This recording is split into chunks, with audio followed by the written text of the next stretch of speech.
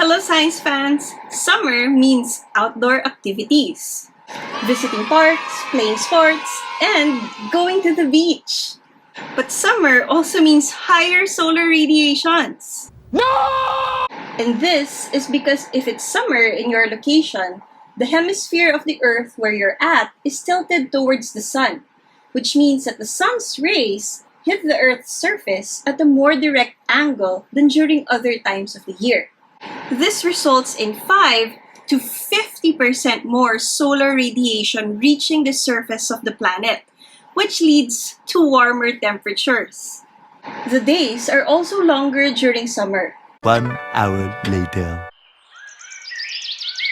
3 hours later. 1 eternity later. And the sun is above the horizon for a longer period. This means that there is more time for solar radiation to reach the surface of the Earth and our skin, which also increases the total amount of radiation received. Add to that how in many regions, summer is characterized by clear skies with fewer clouds. This means that there is less scattering of solar radiation and more radiation reaching us. Although the sun can help improve our moods and help us synthesize more vitamin D, it also has a lot of negative effects.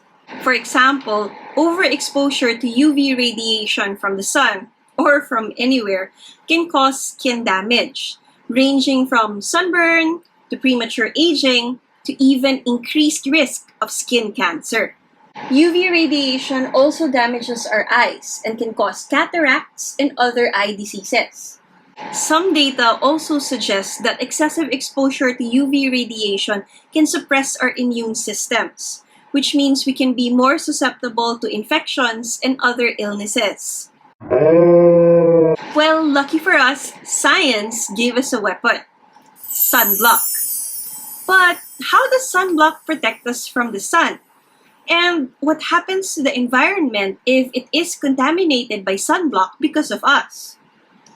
Well, before we answer that question using science, hello to our new viewers. My name is Chona and I'm your resident Filipina scientist. I'm a researcher who loves the ocean and studies organisms in it or around it. I'm also a teacher with the De La Salle University who teaches subjects like ecology, where we get to bring our students on field trips. And SHE-ensya is my science communication channel where I talk about the science behind everyday things. So, how does sunblock protect us from the sun? Sunblock, also known as sunscreen, typically contains a combination of organic and inorganic chemicals that work together to protect the skin from the harmful effects of solar radiation. The specific chemicals found in sunblock can vary depending on the brand, but here are some common examples. Inorganic UV filters. These include minerals that reflect and scatter UV radiations away from our skin. These ingredients are typically found in physical or mineral sunscreens. There are also organic UV filters.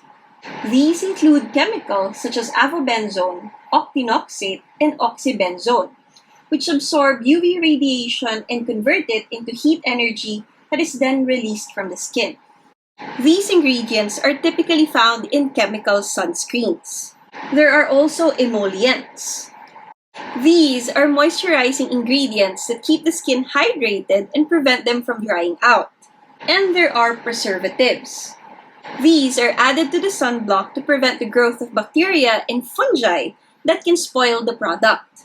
When applied to the skin, sunblock forms a protective barrier that absorbs or reflects UV radiation, preventing it from penetrating the skin and causing damage.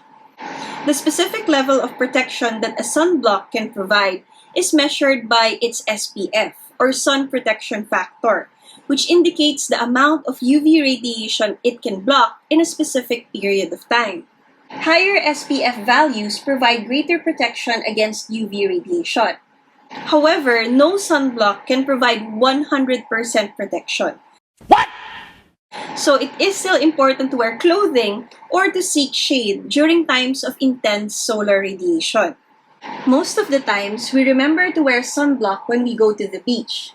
But have you ever thought of what happens to the sunblock when it gets washed away from our skin by the water? What could be happening to the corals or the fish that are nearby?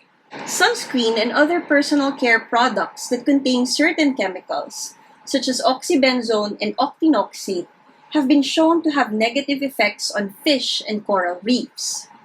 Studies have shown that oxybenzone and other chemicals in sunscreen contribute to coral bleaching, which is when corals expel the symbiotic algae found within their body. And because of this, they turn white. This can ultimately lead to the death of the coral.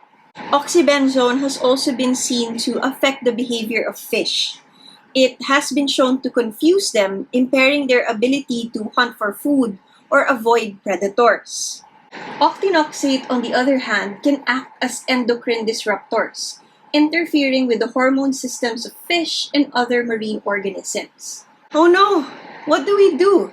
Do we just accept the inevitability of sunburns or skin cancer when we go out into the sun? Do we avoid outdoor activities from this point onwards?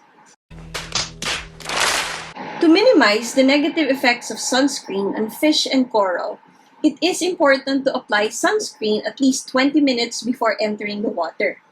In this way, our skin would have absorbed majority of the sunscreen, preventing it from being washed away by the water. We can also use other forms of sun protection, such as hats, rash guards, and even swim leggings as alternative protection.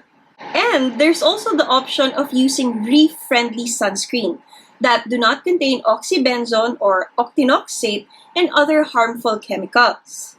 Reef-friendly sunscreens typically contain alternative ingredients to those found in traditional sunscreens that are harmful to coral and marine life.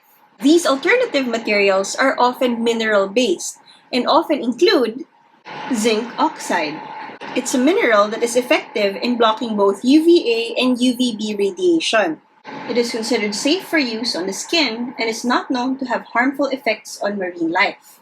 There's also titanium dioxide, another mineral that is effective at blocking both UVA and UVB radiation. It is also considered safe for use on the skin and has not been seen to have any harmful effects on marine life. There's also iron oxide. It's a mineral pigment that can provide additional protection against visible light and infrared radiation. And there's tinosorb. This one is a synthetic ingredient that can absorb both UVA and UVB radiation and has been seen to be much safer compared to oxybenzone and other chemical ingredients found in traditional sunscreens.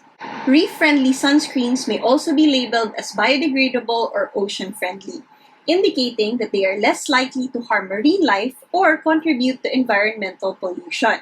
It is important to note that while reef-friendly sunscreen is better for the environment, they may not necessarily provide as much protection as traditional sunscreen towards our skin. It is still important to choose a sunscreen with an adequate SPF and to reapply it regularly to protect your skin from the harmful effects of solar radiation. But what do you think? What other ways can we protect our skin apart from sunscreen? Are you the type to go outdoors during summer, or would you rather stay at home? Please let us know your thoughts in the comments section below.